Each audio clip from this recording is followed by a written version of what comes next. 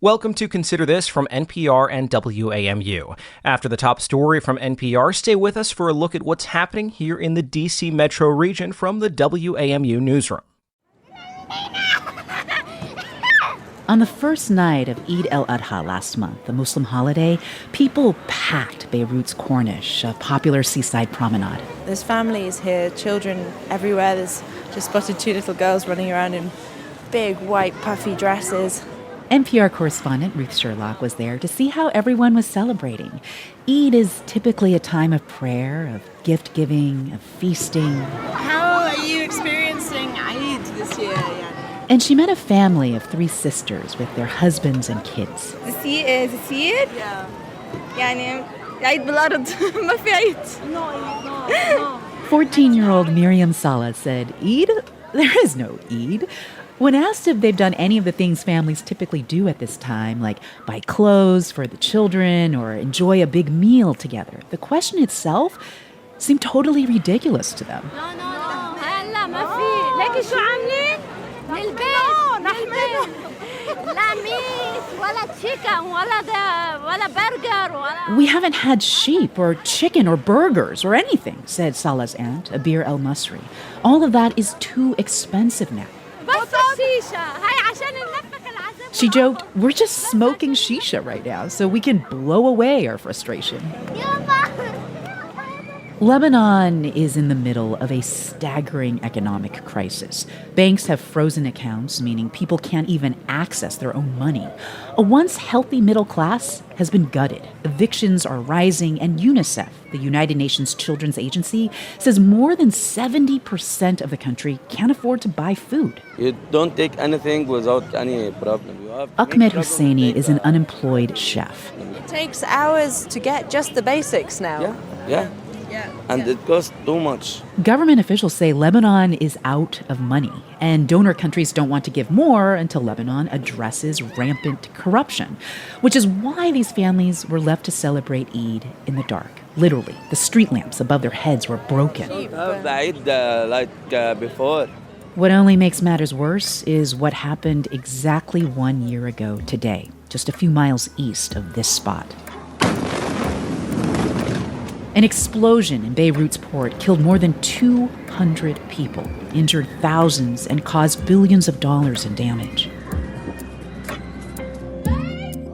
Consider this. 1 year after the deadly explosion in Lebanon's capital city, those who survived are still waiting for justice, all while their country is facing one of the worst economic crises the world has seen in more than 200 years. From NPR, I'm Elsa Chang. It's Wednesday, August 4th. Support for this podcast and the following message come from Nature Valley Granola Bars, who believes the best energy comes from nature. Whether you want to relieve stress or re-energize after a long day, Nature Valley invites you to take in the outdoors, starting with this nature break.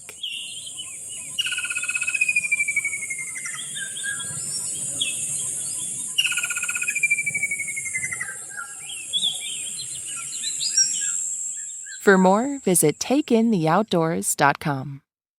NPR's Planet Money Summer School is now in session. Everything you want to know about investing from expert guest professors. New classes every Wednesday till Labor Day in the Planet Money podcast feed. It's Consider This from NPR. Ruth Sherlock, our correspondent in Beirut, says you can measure the economic collapse of Lebanon by the hours of time wasted just trying to get through the basics of life. I've watched people wait in line, sometimes from dawn at gas stations just to try to get fuel. I've seen people waiting whole days in mile-long queues on the highway. Sometimes they collapse from the blistering heat because they don't have the fuel to keep the AC on in the car whilst they're waiting. I talked with Ruth about what it's been like to watch and live through such a devastating transformation. She says perhaps even worse than fuel and food shortages are the empty pharmacy shelves. Even basic painkillers are nowhere to be found. So people go from pharmacy to pharmacy just hoping to find essential medication. I've watched people collapse in tears of desperation because they just can't get the medication they need. And overall, the medical infrastructure is falling apart with hospitals shutting down. And then on top of all this are the power cuts. The state provides only a few hours of electricity a day now. Generators used to fill that gap, but they don't have the diesel they need to keep running, so there are cuts for hours in the day and the night, which is awful because it is so hot over here and people can't sleep. So basically all the basics of life are becoming really hard, and it's misery upon misery. And that's on top of people losing the value of their salaries. Yeah, let's talk about that, because I heard the World Bank has said this economic crisis is one of the worst the world has ever seen since the 1800s. What's made this crisis so devastating? Well, Lebanon's central bank, backed by politicians, was running what economists have described essentially as a Ponzi scheme, where they were offering these sky-high interest rates, as high as 15-20% to attract dollar investors. But that and other practices were unsustainable, and suddenly, eventually this resulted in a huge economic collapse. In response to that, the banks then froze people's dollar accounts, meaning Lebanese could no longer access their own money. And then the currency collapsed. So now the Lebanese lira has lost 90% of its value. This means prices have risen, but people's salaries are staying the same.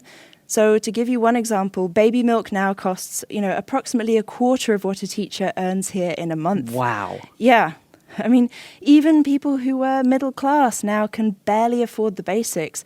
I've watched people driving BMW SUVs wait in line for food aid of rice and sunflower oil. Wow, what an image. Well, then you have this massive explosion at Beirut's port. Today's the anniversary of that. How did that explosion exacerbate what was already happening in Lebanon? Yeah, and to talk about that explosion, that was one of the largest non-nuclear blasts in history. It devastated whole parts of Beirut, and much of that damage remains. So, parts of downtown Beirut seem frozen in time, with these shop fronts all smashed up just like they were the day of the blast. And then there's the human loss and shock to the population. 218 people lost their lives in that explosion, and thousands lost their homes. So there is huge rage at the country's leaders over the failures and criminal negligence that led to this.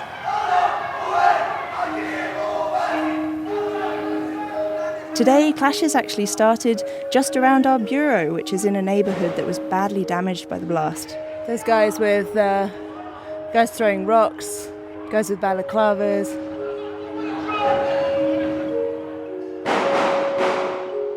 Elsewhere, there were huge peaceful protests that took place, with families of the victims marching to the port, which was the site of the explosion, for a vigil there. But the situation is really tense.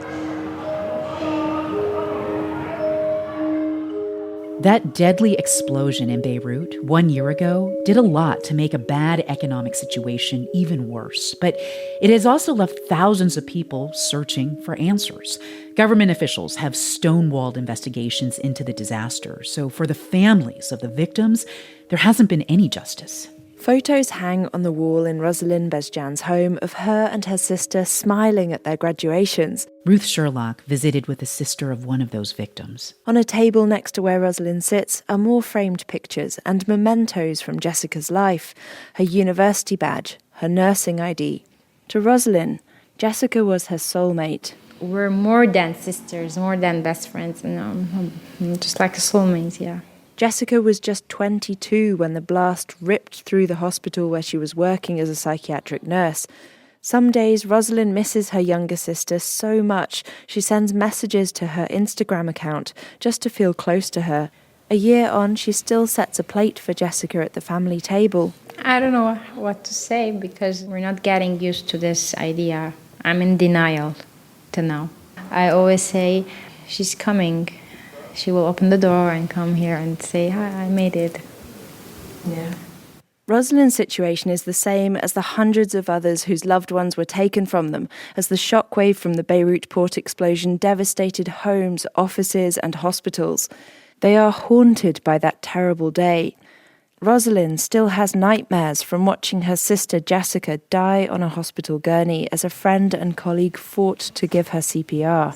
Then now, before I sleep, or in the middle of my dream, I saw scenes about her death or about her funerals, just like a few shots. And the ongoing lack of justice around the blast makes it all the more impossible to move on. The explosion happened when hundreds of tons of ammonium nitrate stored alongside fuses and fireworks in a warehouse at Beirut port ignited. Leaked documents and even some of their own statements indicate that Lebanon's leaders, including the president and the prime minister at the time, were warned of the dangers and failed to act.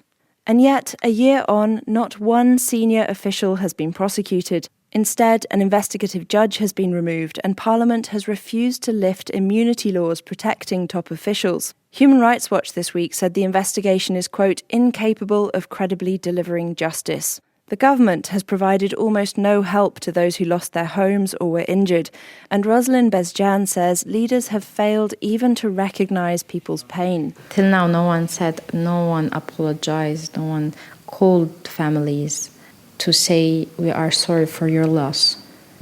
Till now? Yes. Till now, no one called. No one. Because no one. Because they think if they do, the meaning of apologizing means they accepting what they did. When Jessica died, the Bezjans decided her funeral should be like the wedding she would never have. All of the people wore white and all the flowers, everything we did. Just like a small wedding with the white flowers everywhere and balloons and everything. They meant to symbolise the future that Jessica had lost. A year on, with no hope for justice and the country's economy collapsed, many feel Lebanon's future is lost too. That's NPR correspondent Ruth Sherlock from Beirut. You're listening to Consider This from NPR. I'm Elsa Chang. And I'm Jonathan Wilson with WAMU. And I'm Rachel Kurzius. The D.C. Council approved a new measure on Tuesday that compensates laid-off residents who had to wait months to receive unemployment benefits during the pandemic. Under the new legislation introduced by Councilmember Alyssa Silverman, laid-off workers will be eligible to receive a one-time $500 payment from the D.C. government. Reporter Ellie Schweitzer has more. Silverman said it's only fair to compensate people affected by long delays at D.C.'s Department of Employment Services. Many of our workers were harmed by our dysfunction. They had to take out loans. They ran up their credit cards. Details about how and when claimants can receive compensation have not been finalized. The legislation is paid for with American Rescue Plan funds. It's Consider This from NPR and WAMU.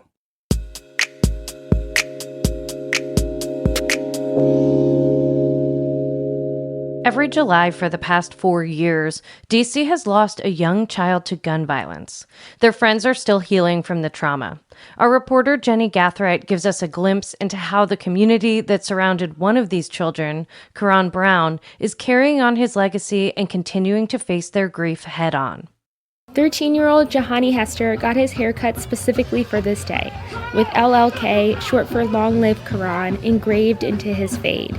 He's at Karan Brown Day, the second annual celebration of his friend, who was fatally shot 2 summers ago. It's basically about us, like remembering the good days, and like they say, we healing, like having us come together for and healing. Hester and other friends of Karan attended weekly meetings to plan this day, which included flag football, yoga, chess, and a podcast taping. There were moments of sadness and reflection, but also joy, as kids separated by virtual schooling reunited to enjoy the day outside. Kimante Coleman, another one of Karan's friends, says Karan Brown Day should happen every year. It's a way for us to remember him and not forget him. Karan's friends have been dedicated to his memory ever since his death. Here's Chantal Jones, Karan's 5th grade teacher at Stanton Elementary. They want to go to his gravesite. They want to talk about it. They want to see how can they get him a headstone. They literally are so active and so interested in the healing process. The adults in their lives say it's important to let young people know that they don't need to ignore their grief. There's an entire community that will support them as they continue to process and heal from what happened.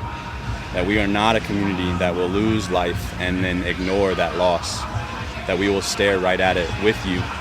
That we are trying to heal with you, because that's what humans, that's what communities should do when faced with the incomprehensible. That's Marshall Pollard, also known as Mr. P. He's the executive director of the Creative School.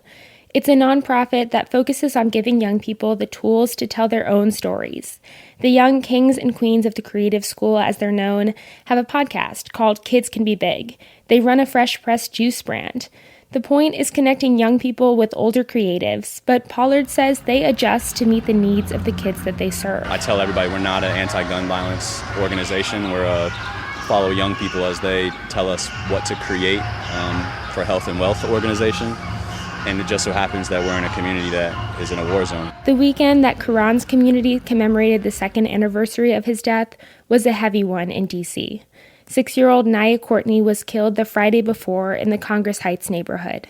The tragedy, combined with a couple other shootings that drew national attention, was followed by promises from local leaders that they would do more to prevent and address gun violence. But what often goes underlooked in these conversations is the work that people are doing every day in some DC communities to support people who are grieving loved ones lost to violence.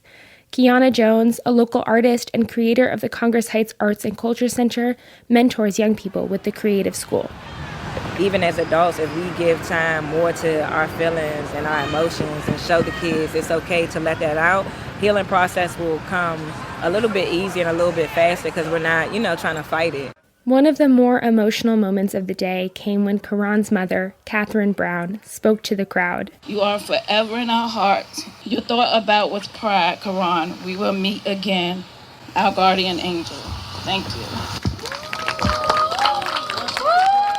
She thinks about her son and the kind of kid he was every day. Funny, loving, very loving child.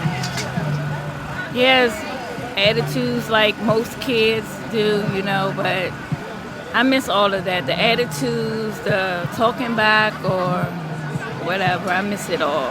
Doesn't matter. Brown says she knows what 6-year-old Nia's family is going through, and she's been thinking of them too. She wants to see the city do more to support grieving families, particularly after the initial wave of attention on a tragedy fades. For WAMU, I'm Jenny Gathright. Thank you for joining us for Consider This from NPR and WAMU. Listen again next time, and we'll make sense of the major stories happening in the Washington region and elsewhere in your world. I'm Jonathan Wilson. And I'm Rachel Kurzius.